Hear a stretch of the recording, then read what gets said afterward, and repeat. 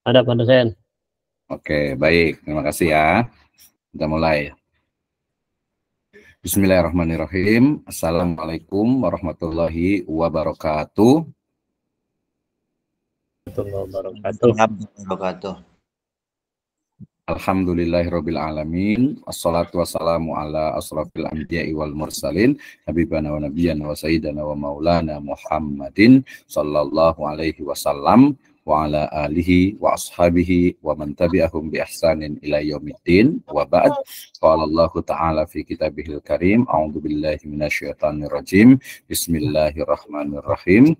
Iqra bismi rabbikal ladzi khalaq.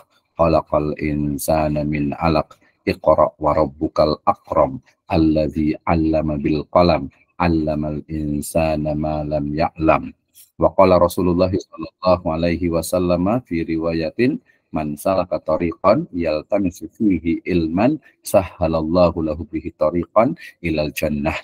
Amma ba'd fa inna asdaqal hadits kitabullah wa khairal huda huda nabiyyu sallallahu alaihi wasallam. Alhamdulillah asyukrulillahi wahdah alladzi an'ama alaina fi hadzal sabah al mubarak nastamir dirasatana fi tanmiyatu wasilatut tarbiyah al islamiyah. Terima kasih kepada Ibu dan Bapak sekalian ya, mahasiswa dari program studi Pendidikan Agama Islam, Magister Pendidikan Agama Islam, Sekolah Tinggi Ilmu Tarbiyah Stid Sirojul Falah Bogor ya. Ini adalah pertemuan yang kelima ya di ini saya, karena kemarin itu sempat tidak buat ini ya absensi, tapi insya Allah rekaman dengan itu juga ada, cukup jelas sebenarnya gitu ya. Baik, hari ini ya materi yang akan coba kita diskusikan, adalah terkait dengan strategi pengembangan video dalam pembelajaran pendidikan agama Islam ya, atau adalah media pengembangan sumber belajar dan media pembelajaran pendidikan agama Islam. Kita sudah sampai kepada bagaimana strategi pengembangan media audiovisual ya dalam pembelajaran pendidikan agama Islam. Saya awali tadi dengan firman Allah Subhanahu wa taala dalam surat Al-Alaq ayat 1 dengan 5 ya. Sebenarnya kalau kita pendekatan misalnya tafsir Tarbawi, kita akan menemukan bagaimana ternyata konteks dari mulai dari iqra ya, membaca. Berarti membaca itu adalah aktivitas memaknai dari teks yang ada ya, walaupun secara lughah, secara etimologi bahasa Arab, iqra atau qara'a itu bukan hanya membaca teks tetapi juga ittabi atau mengikuti. Jadi konteks dari iqra, bacalah ya, tentu saja maknanya bukan hanya membaca teks ya, tetapi membaca semesta ya, membaca semesta. Dan juga ada mufassir yang lain menyebutnya dengan apa, ittabi, ikuti ya. Kenapa? Karena dasarnya argumentasinya adalah sabda dari Kanjeng Nabi Muhammad SAW.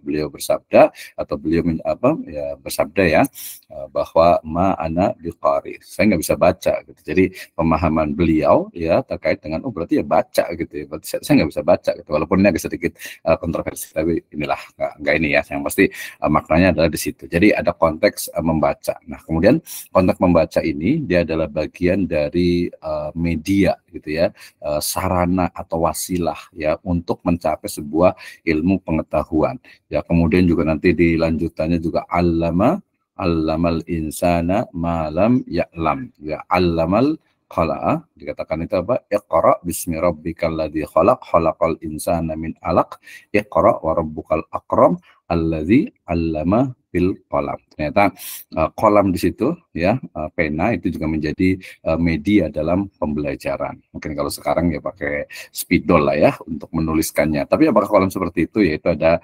banyak penafsiran memang tentang makna kolam itu sendiri ya. Oke, baik. Nah kemudian yang cukup penting juga tadi dari hadis Nabi Sallallahu Alaihi Wasallam, di mana beliau bersabda, apa saja yang menempuh jalan. Nah dari hadis adalah man salaka thariqan, maknanya adalah ya siapa saja yang berjalan, ya salak gitu ya, suluk gitu ya, artinya berjalan melalui atau ya mengikuti gitu ya, thariqan. Nah, thariqan di situ ya jalan ya, kemudian juga sebenarnya kita bisa makna juga dengan metodologi, sehingga bolehlah ya dalam makna yang cukup luas. Ini agak sedikit kontroversi ya. Jadi man salaka thariqan lebih kepada orang-orang yang memang siapa saja yang bisa mengembangkan ya ilmu melalui sumber ya yang inovatif dan juga media yang mungkin kompleks gitu ya, atau media yang kontemporer, itu akan dimudahkan jalannya oleh Allah Subhanahu wa taala. Kalau di masa lalu ya mantap kan ya udah dari Bogor misalnya, dari mana nih Ustaz ini ya, Ustaz Firdaus tadi ya, gitu jauh-jauh dari Bekasi misalnya ke Bogor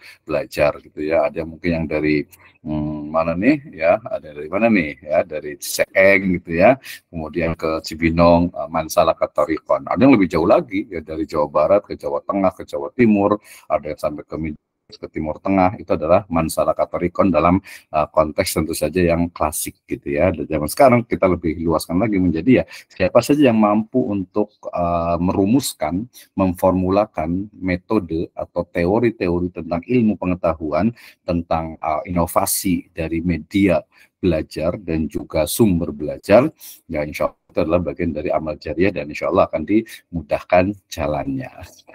Ya ini agak sedikit, biar sedikit inilah ya, nggak cuma yang biasa saja gitu, tapi ada pendekatan-pendekatan baru terkait dengan pembelajaran. Oke, kita lanjutkan.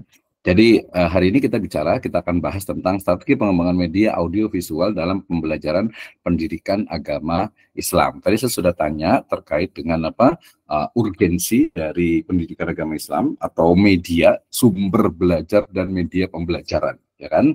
Nah itu ternyata menjadi hal yang sangat penting. Jadi kalau ditanya kenapa kita harus belajar mata kuliah ini, ya karena proses pembelajaran itu diharapkan mencapai ya tujuan dari pembelajaran. Tadi sebagai contoh misalnya kita ingin mengajarkan tentang praktek dari pelaksanaan ibadah haji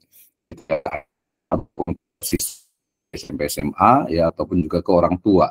Ya maka metodenya harus berbeda, harusnya inovatif. Kemudian sumber belajarnya, ya mungkin kalau zaman sekarang itu terutama generasi Y dengan Z gitu misalnya gitu ya, mereka ya malas baca buku gitu ya, tinggal lihat aja di di e-book, di buku digital gitu ya, atau zaman sekarang aduh malas baca, tetap baca juga sih gitu, akhirnya ya udah pakai audio visual. Oh lebih menarik lagi anak-anak pakai animasi misalnya. Jadi mencapai tujuan dalam proses pembelajaran ya dalam pendidikan agama Islam, itu pentingnya ya dari mata kuliah kita ini.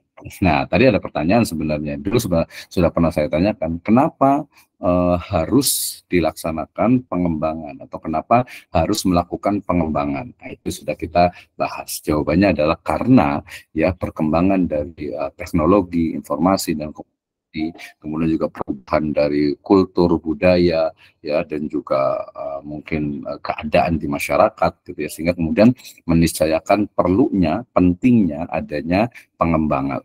Ya kalau kita sekarang masih belajar yang paling simpel saja ya, sekarang kita masih belajar itu masih pakai kapur gitu ya, udah nggak ada kayak yang jual kapur ya, kemudian pakai spidol, pakai whiteboard gitu ya. Nah itu juga agak-agak boros juga nih, pakai apa nih, nanti kita bisa boleh sharing juga ya. Itu dari sisi yang itu medianya. Sumbernya, oh, ini banyak sekali nih ya, sumber dari belajar.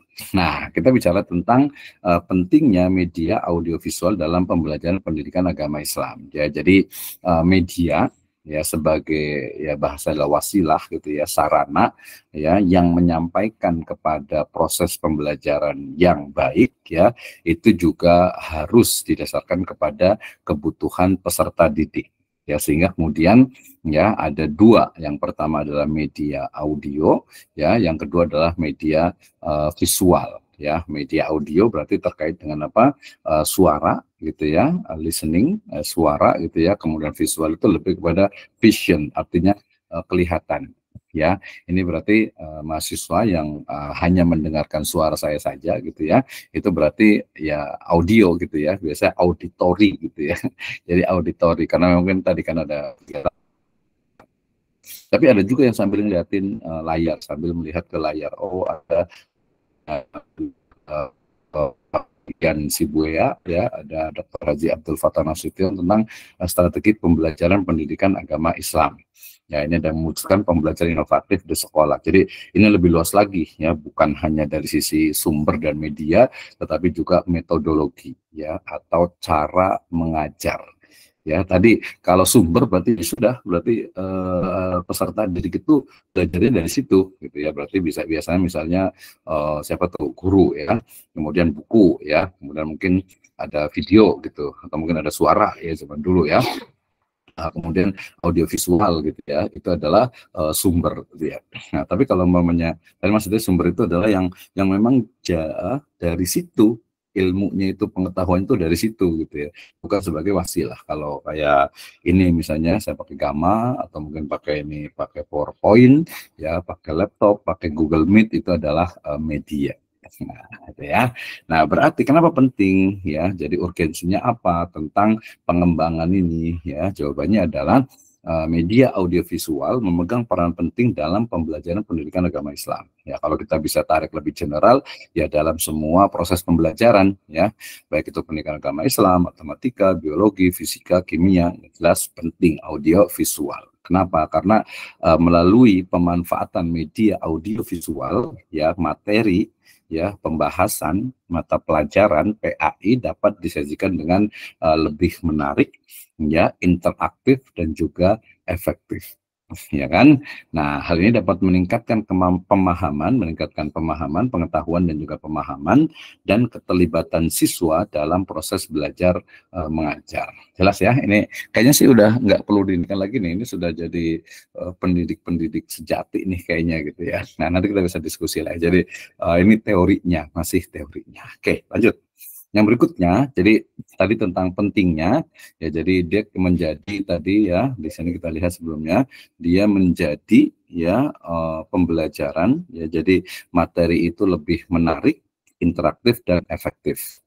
Ya, mungkin bisa interaktif dan efektif, atau interaktif itu ya efektif gitu ya. Ya, minimal saya sebut interaktif aja lah gitu ya. Jadi lebih fun.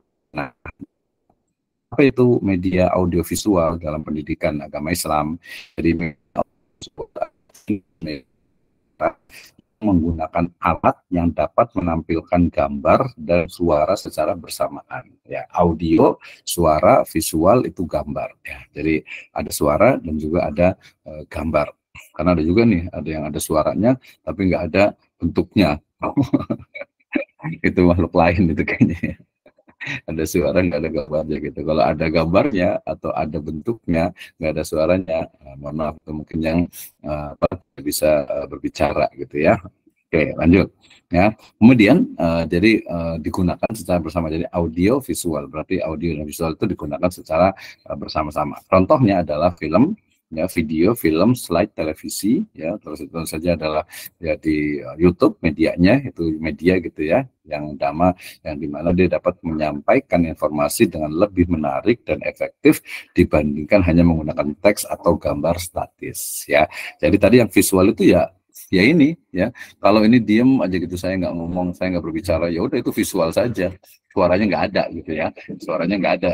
Nah, itu visual, gambarnya ada warna abu-abu, ada tulisan, ya, orang juga malas gitu ya, malas untuk belajar gitu, nggak semua jadi ke visual. Nah, kemudian karakteristik utama dari media audiovisual itu adalah kemampuannya untuk menampilkan unsur gambar dan suara secara terpadu. Jelas ya.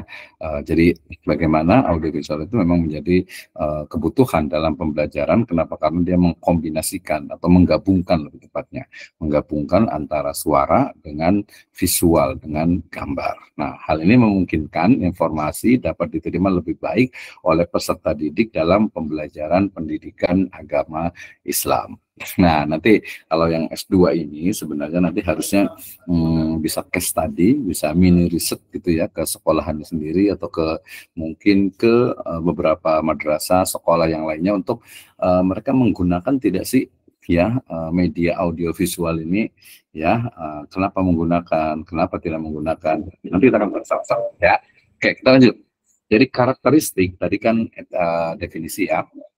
Berikutnya adalah karakteristik dari media audiovisual. Artinya bahwa yang disebut dengan audiovisual itu adalah bukan suara dan juga visual gambar secara bersamaan untuk menyampaikan informasinya, kemudian meningkatkan minat peserta didik dalam pembelajaran pendidikan agama Islam. Ya kan ya. Nah, kalau kita lihat nih misalnya yang suka jalan gitu ya di pinggir-pinggir jalan, di jalan raya itu kan ada apa ya, billboard ya, ada apa namanya itu untuk apa screen TV ya, iklan ya. Nah, di situ kan suaranya itu kecil sekali gitu, kecil sekali. Jadi dia lebih mengutamakan pada visualnya saja. Suaranya mungkin kalau sudah di bawahnya gitu ya itu baru kedengaran, itu pun nggak terlalu jelas gitu. Bahkan beberapa itu nggak pakai suara karena nggak penting gitu. Yang penting kelihatan ada videonya, tapi video ya visual berarti itu dia ya, tanpa adanya audio. Karena memang nggak mungkin ya masa di perempatan misalnya di Warung Jambu, kemudian di Bogor apa di Kebun Raya itu kan ada ya, billboard tadi ya, ada layar besar gitu kan di Terminal Balang Siang juga gitu kan ya. Nggak mungkin kalau suaranya kenceng gitu ya. Sehingga ya dia visual saja. Apakah efektif? Ya lihat saja gitu ya. Lihat saja apakah efektif atau tidak gitu ya. Baik. Kemudian yang kedua, dapat menarik perhatian dan meningkatkan minat pelajar atau peserta didik dalam pembelajaran pendidikan agama Islam. Ya, jadi dia memang tujuannya itu adalah menarik perhatian. Menarik perhatiannya maksudnya ya lebih membuat peserta didik itu lebih tertarik, lebih senang, lebih enak, enjoy gitu ya dengan pembelajarannya. Kalau misalnya mau belajar tentang akidah misalnya atau siroh misalnya gitu ya, atau mungkin fikih gitu ya, kemudian gurunya saja yang menjelaskan di depan gitu ya, ya males lah anak-anak gitu ya, kecuali mungkin gurunya agak sedikit killer gitu ya, pokoknya harus dengerin gitu ya. Tapi kayaknya zaman sekarang udah hampir nggak ada ya, hampir jarang sekali seorang siswa yang hanya mendengarkan saja.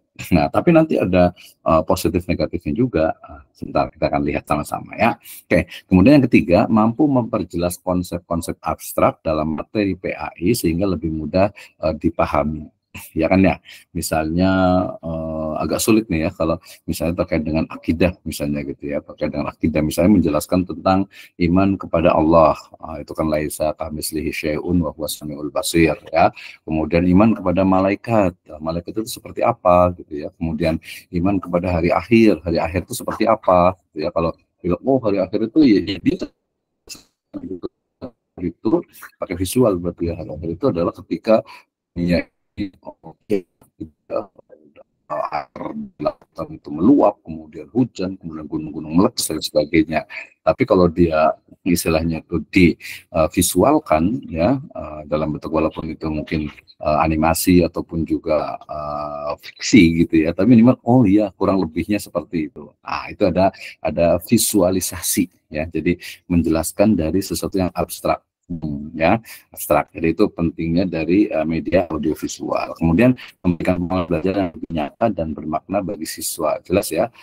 Jadi kan yang namanya belajar itu kan dia itu harus betul-betul kelihatan nyata gitu ya, terutama nanti yang bukan terkait dengan apa keyakinan gitu ya. Nah, misalnya kita bilang di Kanjeng Nabi Muhammad SAW itu beliau hijrah dari Madinah, dari Mekah ya, dari Mekah ke Yatsrib misalnya. Nah, kayak gimana gitu? Oh, jalan kaki ini gitu ya. Nah, kalau divisualkan ya, misalnya dengan batasan-batasan yang sudah disepakati para ulama, gitu, itu akan lebih memahamkan ya, lebih memahamkan ya. Jadi lebih nyata, lebih bermakna ya. Nah, kemudian yang kelima adalah memungkinkan siswa untuk berinteraksi secara aktif dengan konten pembelajaran, ya kan? Jadi ketika dia melihat misalnya gitu kan, nah itu akan kelihatan sekali. Oke. Nah, ini adalah karakteristik dari media audio visual. Yang berikutnya, manfaatnya apa? Oh, banyak sekali ya. Ini ada dari Stein Temanggung ya, buku tentang pembelajaran pendidikan agama Islam, medianya. Ya, jadi kita lihat banyak sekali ya kalau di PAI. Jadi medianya apa saja nih? Ya, media pembelajarannya itu kan hanya wasilah. Zaman dulu ya mungkin tadi tuh pakai globe gitu ya, pakai globe gitu ya, pakai buku.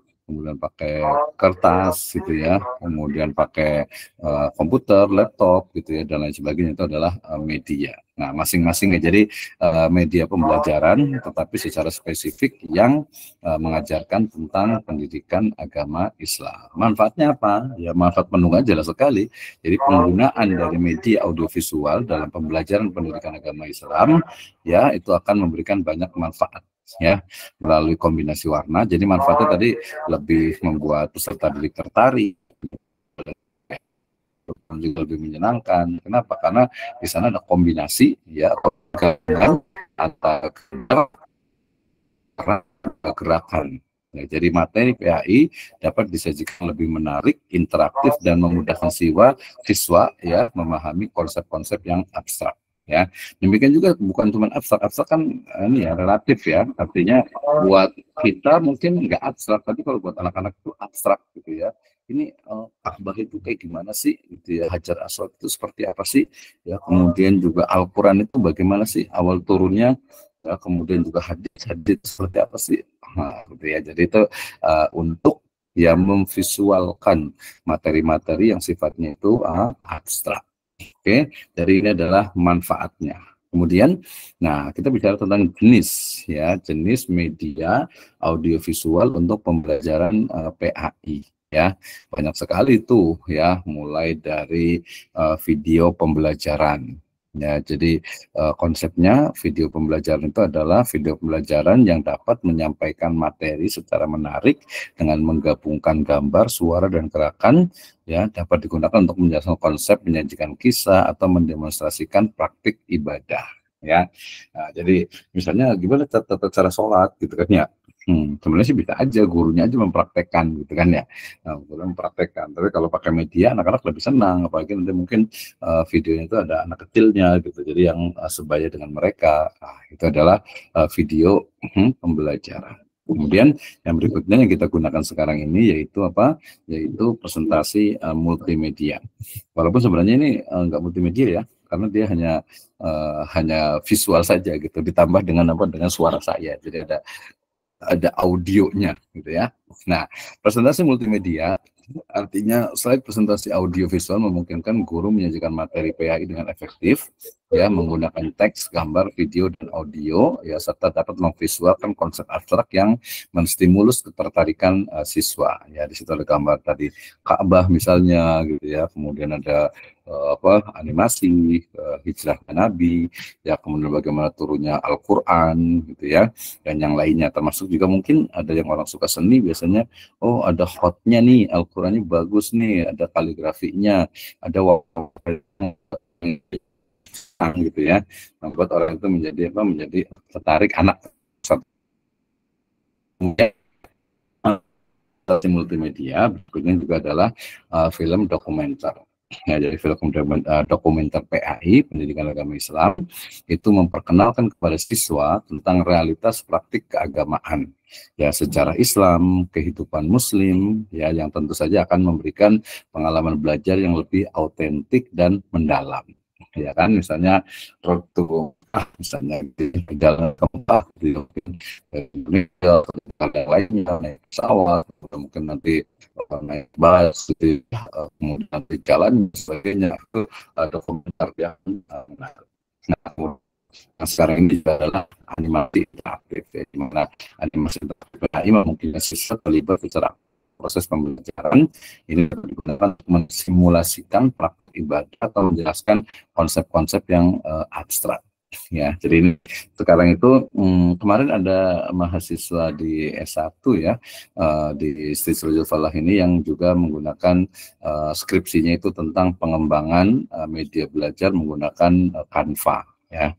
Jadi bagaimana Canva yang sekarang itu sangat mutakhir ya, saya bilang menggunakan Canva itu sangat menarik sekali ketika dijadikan sebagai media pembelajaran. Kenapa? Karena dia selain ada visual, ada juga bisa dikasih tulis suara ya, dan juga animasinya juga bisa digerakkan. Artinya animasinya juga bergerak ya. Ini sudah sangat banyak sekali guru-guru yang kreatif ya. Jadi ada empat ya, ada empat. Yang pertama adalah video pembelajaran, yang kedua adalah presentasi multimedia, yang ketiga adalah film dokumenter, kemudian yang keempat adalah animasi interaktif. Ini beberapa media audiovisual pembelajaran PAI.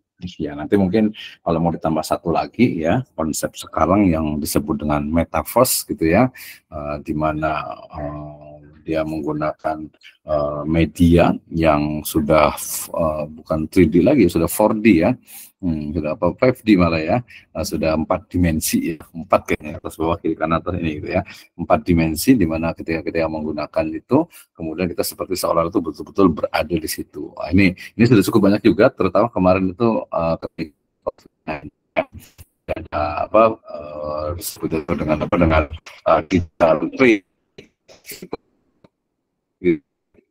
Kita pengen ke Mekah, kan udah cerita ya. Kalau kita pengen ke Mekah, kemudian mungkin kita nggak ada, ya udah pakai audio visual yang 4D ya. Jadi kita pakai mungkin di kacamata gitu ya, atau di mana, atau di kepala gitu ya. Kemudian atau mungkin kita masuk ke sebuah ruangan, nah itu seolah-olah itu kita berada di depan Ka'bah misalnya. Ini tentu akan lebih menarik lagi. Jadi lanjutan dari video pembelajaran, presentasi multimedia, film dokumenter, animasi interaktif, dan juga video 4 dimensi. Ya, 4 dimensi. Nah, ini sudah banyak ya, sudah banyak sekarang berkembang. Tapi tentu saja ada kekurangannya dari masing-masingnya. Ya, nah kita lihat. Nah, kekurangannya. Jadi sebelum bisa kekurangannya, kita bicara tentang strategi pemilihan media audiovisual yang efektif. Artinya ya nggak semuanya tadi dari 5 ya, seperti 5 misalnya yang terakhir, waduh berat itu kayaknya teknologinya belum sampai ke sini mungkin gitu ya, kalaupun sampai juga mahal gitu ya dan sebagainya. Jadi yang pertama itu kalau untuk kita memilih ya, terutama untuk guru dalam media audiovisual itu yang efektif adalah selaraskan dengan tujuan pembelajaran. Jadi pilih media audiovisual yang selaras dengan tujuan pembelajaran. Jadi pastikan media tersebut dapat membantu siswa mencapai kompetensi yang diharapkan. Jadi mentang-mentang misalnya itu apa ya, belajar tentang sejarah peradaban Islam, dah kita nonton gitu ya, nonton. Padahal nggak ada hubungannya tuh nonton materi pembelajarannya apa, yang ditonton itu apa gitu ya. Jadi mereka cuma senang doang. Nah, tidak juga ya, tidak seperti itu juga. Jadi harus diselaraskan dengan tujuan. Tujuannya peserta didik atau siswa itu memahami tentang misalnya tata cara wudhu aja, fikih ya, misalnya tata cara wudhu misalnya. Ya udah, ini kan aja tata cara wudhu dimulai dari awal, ya bukan hanya dengan diserahkan saja, tapi nanti ada peran dari guru juga. Ya, kemudian kedua adalah pertimbangan karakteristik siswa. Jadi ya nggak semuanya cocok gitu ya untuk PAUD, untuk SD, MI, MTS, SMP, Aliyah, SMK, ya tentu saja akan berbeda. Jadi pertimbangkan usia, tingkat pemahaman, dan gaya belajar siswa saat memilih media audiovisual ya, karena ini akan membuat pembelajaran itu lebih efektif dan bermakna. Jadi ya lebih berkesan lah ya, lebih berkesan, lebih ini kepada siswa tadi. Tapi ya kemudian yang SD mungkin animasinya masih simpel aja, apalagi yang PAUD gitu. Misalnya itu di setel itu animasi yang simpel, nggak mau lah gitu ya, nggak efektif, nggak bermakna mereka gitu ya. Oke, kemudian penilaian kualitas media. Jadi evaluasi kualitas media dari sebuah konten, kemudian penyajian, dan juga kemudahan penggunaan. Ya, jadi pastikan bahwa media mampu menyampaikan materi PAI dengan jelas dan menarik. Ya, artinya ya pastikan bahwa media itu memang sesuai dengan tujuan penggunaannya. Ya, tujuan penggunaannya misalnya tadi video, kemudian suaranya nggak jelas, ya enak juga gitu ya. Kemudian gambar itu misalnya, mungkin kalau ada yang pakai internetnya mungkin putus-putus kurang bagus ya, penonton jadi ya kecewa gitu ya, penonton kecewa gitu kan. Nah itu ya. Kemudian uji coba dan evaluasi ya, sebenarnya ya sebelum menggunakan media itu ya pakai uji coba dulu ya, lakukan uji coba dan evaluasi sebelum menggunakan media audiovisual ya, analisis feedback dari siswa gitu, misalnya seneng nggak nih pakai ini gitu ya, menyenangkan nggak, fun nggak, menarik nggak, istilahnya itu bikin masuk nggak, artinya itu bisa lebih dipahami atau tidak. Itu juga perlu adanya uji coba, dan biasanya tentu saja dalam proses pembelajaran itu dia masuk ke dalam RPP-nya. gitu ya. Jadi di RPP itu sudah disebutkan media yang digunakan itu apa. Ya, kalau kita lihat di RPP, kadang di RPS juga, paling kita lihat medianya apa, proyektor gitu ya. Ada juga tulisnya Infocus gitu ya, padahal Infocus itu merek gitu ya. Sama juga mau beli Aqua gitu, padahal bukan Aqua gitu ya, mau beli Pepsodent padahal pasti gigi gitu ya. Jadi harus dipastikan seorang guru harus betul-betul memahaminya. Oke ya, ini adalah strategi pemilihannya. Yang berikutnya adalah langkah pengembangan media audiovisual dalam pembelajaran PAP. Jadi Bapak sekalian, pastikan bahwa analisis kebutuhan, artinya identifikasi tujuan pembelajaran, tadi ya karakteristik siswa dan materi PAI yang akan disampaikan agar media audiovisual yang dikembangkan itu sesuai dengan kebutuhan. Ya, jadi dilihat dulu nih, ya pertama itu analisis kebutuhannya. Ya kalau anak cuma paling 5 atau 10, nggak usah lah pakai laptop segala, pakai untuk gurunya aja langsung mempraktekkan gitu ya. Bisa timbangan nggak asal harus pakai ini gitu tuh ya. Konsep media audiovisual yang menarik dan interaktif seperti skenario, visual, dan audio yang akan ditampilkan. Jadi harus direncanakan, ya direncanakan. Jadi nggak asal, kita nonton gitu ya. Mungkin ada beberapa sekolah yang setiap kelas itu ada infokusnya. Jadi saya ngomongin fokus dia ya. Bukan yang fokus ya, proyektor gitu ya. Jadi setiap kelas ada proyektor, itu langsung semua pakai proyektor, enggak juga gitu, enggak semuanya seperti itu ya. Kemudian ada perencanaannya ya, kemudian produksi media itu dengan menggunakan perangkat lunak dan peralatan yang sesuai seperti kamera, perekam suara, dan software editing. Nah ini kayaknya nanti ada ini deh, saya pernah ngomong kalau nggak salah kemarin itu ya. Untuk UTS-nya atau wasnya kita kasih ada mini project gitu ya, kita bikin apa ya yang seneng gitu ya, yang kira-kira memang saya suka ini, saya juga bisa, misalnya saya suka pakai Canva gitu ya, atau saya suka pakai presentasi PowerPoint, atau saya suka bikin animasi gitu ya, atau saya suka bikin misalnya video perjalanan dokumenter gitu ya, atau mungkin saya suka video juga. Kadang ada beberapa juga peserta didik yang kita buat juga biasanya simulasi ya, atau mungkin kayak buat semacam drama. Saya pernah beberapa kali waktu ngajar di MTS itu kita buat kayak semacam drama. Ini juga mereka senang juga tuh kalau memerankan jadi drama gitu ya. Nah, itu juga menarik, tapi nanti lihat keadaannya ya. Oke, kemudian uji coba dan revisi tadi ya. Jadi melakukan uji media siswa ya untuk dapatkan umpan balik ya, untuk melakukan perbaikan dan penyempurnaan media. Jadi nggak langsung kita nonton gitu ya. Nah, kita masuk ke ruang IT gitu ya, ruang lab misalnya gitu, langsung silakan buka masing-masing, tidak seperti itu. Nah, kalau kita implementasi media berarti media audiovisual yang sudah direncanakan, yang sudah dibuat, sudah diproduksi dalam pembelajaran itu kemudian dipraktekkan atau digunakan ya, dan ada nanti monitoring efektivitasnya. Ini anak-anak pada seneng nggak sih gitu ya, atau anak-anak itu nggak seneng ya. Belum lagi nanti ada bagian-bagian tertentu kalau yang bukan buat kita, bukan yang membuatnya. Misalnya gini, kita mau mengajarkan tentang misalnya sejarah peradaban Islam pada masanya Turki Utsmani misalnya, gitu ya. Kita misalnya gitu ya. Nabi gitu ya. Semuanya cocok gitu ya, semuanya cocok. Lagi tadi kalau film yang Fatih itu film-film yang lain itu kadang banyak ya, ada beberapa tempat yang visualnya itu tidak cocok untuk anak-anak karena memang bukan dibuat untuk media pembelajaran. Itu jadi penting ya.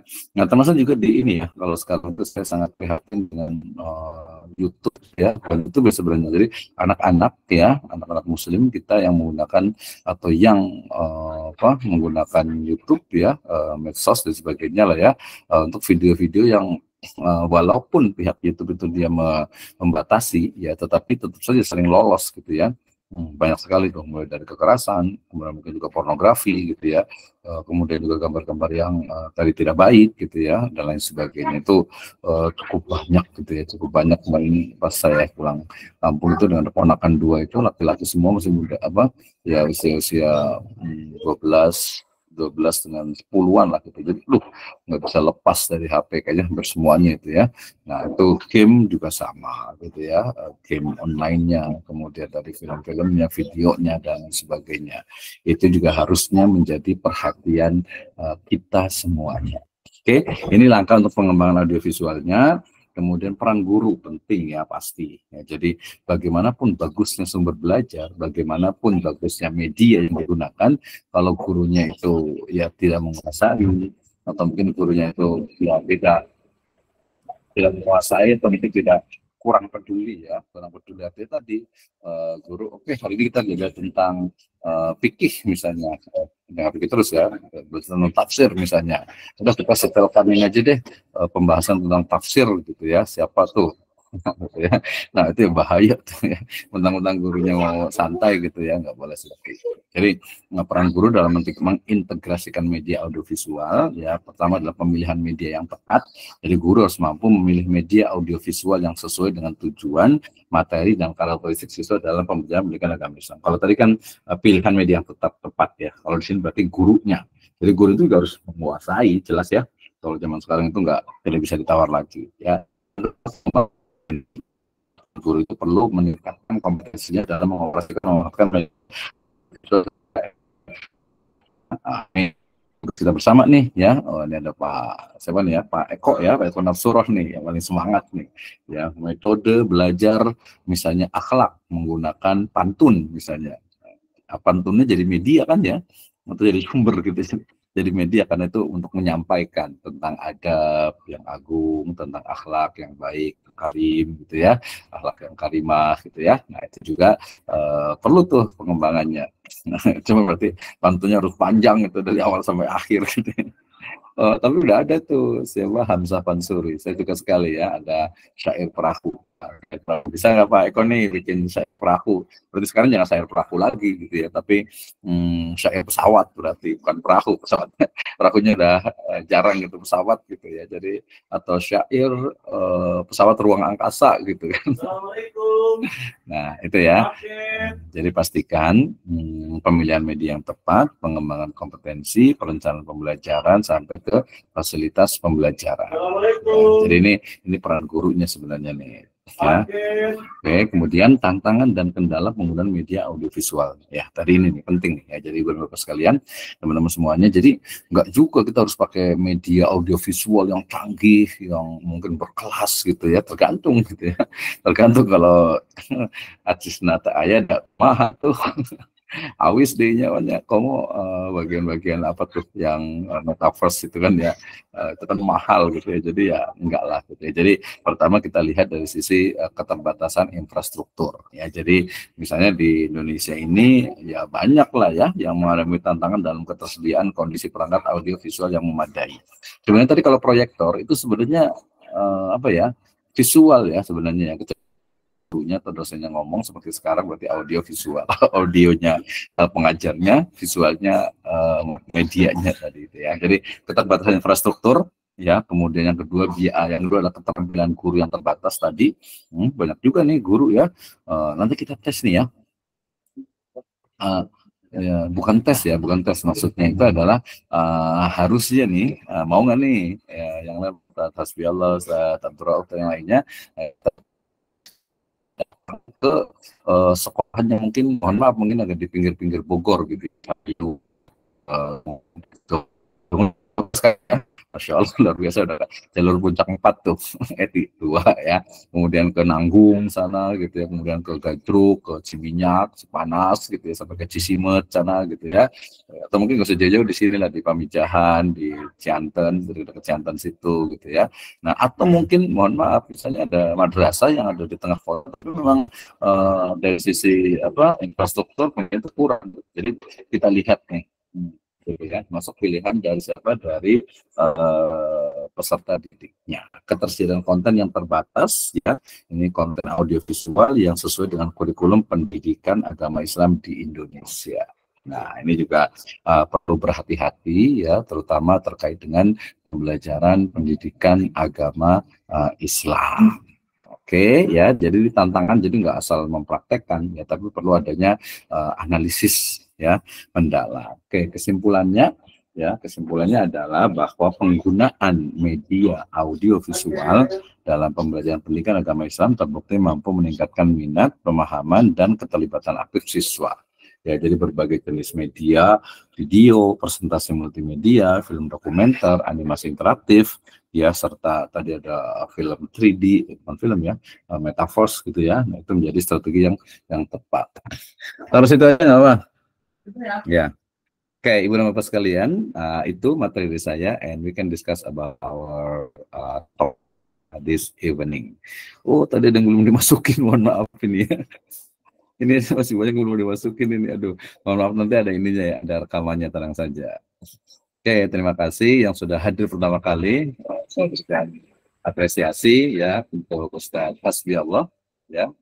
Kemudian juga tadi ada Ustadz Ahmad Firdaus juga, ya. Kalau naik bis mudah-mudahan sudah sampai ini, ya, sudah sampai ininya, istilahnya itu tujuannya dengan selamat, siru ala barokatillah, ya. Kemudian juga teman-teman yang lainnya, ibu dan bapak sekalian.